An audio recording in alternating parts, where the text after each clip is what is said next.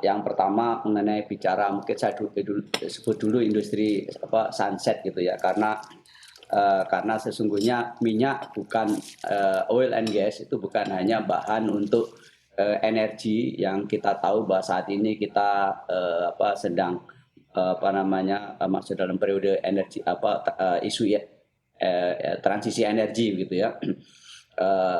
Tentu saja kebutuhan kedepannya masih harus dianalisa lebih jauh. Yang kedua bahwa oil and gas di samping sebagai energi juga sebagai feed atau umpan dari industri-industri termasuk khususnya industri petrokimia.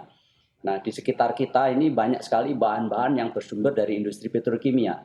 Jadi future oil and gas tidak harus dibakar, tetapi dia menjadi bahan bagi industri. Jadi, oleh karena itu, kalau kami melihat mungkin justru mindset kita yang mesti kita balik bahwa we have to have the second golden era of oil and gas Indonesia, karena potensinya masih sangat besar. Jadi kita punya 128 cekungan dan sekarang baru yang berproduksi 20 cekungan. Jadi ada ada cekungan-cekungan yang sudah ditemukan cadangan tetapi belum berproduksi. Dan dalam hal ini tentu saja pasti challenge-nya adalah keekonomian. Dan tentu saja keberadaan investor atau kedatangan investor untuk mengeksploit tersebut ya. Jadi itu yang nanti nextnya menjadi cadangan, menjadi tantangan kita semua gitu. Oke, baik. Nah kemudian ya mengenai produksi, memang kita sudah lebih dari 20 tahun itu decline ya oil and gas di Indonesia itu. Jadi justru sekarang ini dengan bimbingan Pak Maman di Komisi 7 dan tentu saja arahan government, kita semua sedang struggle ini, fight untuk supaya menahan penurunan itu, dan in the next years gitu ya, itu kita harapkan incline karena pemerintah sudah menetapkan visi 2030 dengan 1 juta barel oil per hari dan 12 billion cubic feet per hari bagi gas. Itu Mbak. Oke, baik.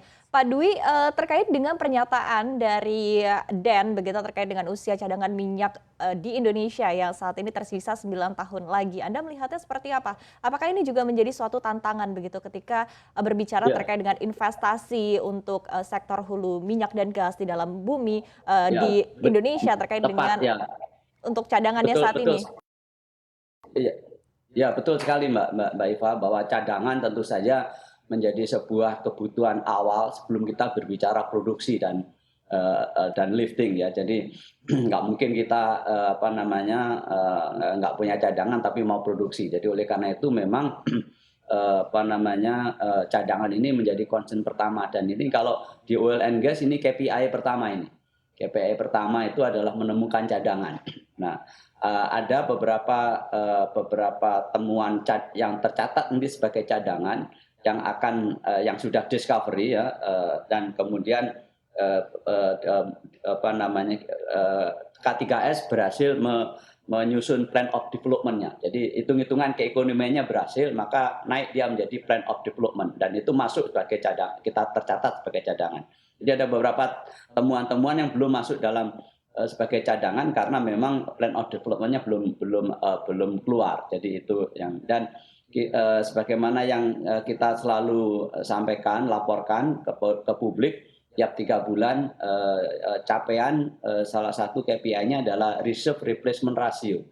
Jadi reserve replacement ratio ini kalau kita lihat, kita sudah sejak 2018 ini sudah bisa di atas 100% terus. Bahkan 2019 dengan masuknya plan of development Masela itu naik 354%. Tahun ini kita harapkan kita bisa mendapatkan reserve replacement ratio 219%. Dan tahun depan kita targetkan reserve replacement ratio adalah 208%. It means apa yang kita ambil itu masih bisa tergantikan dengan adanya tambahan-tambahan cadangan ini. Nah, tentu saja ini mungkin belum terlalu nendang.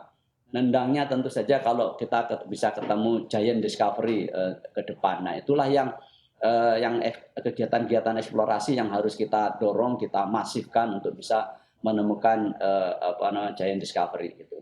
Oke, Dan kita ya oke. oke. Baik, tadi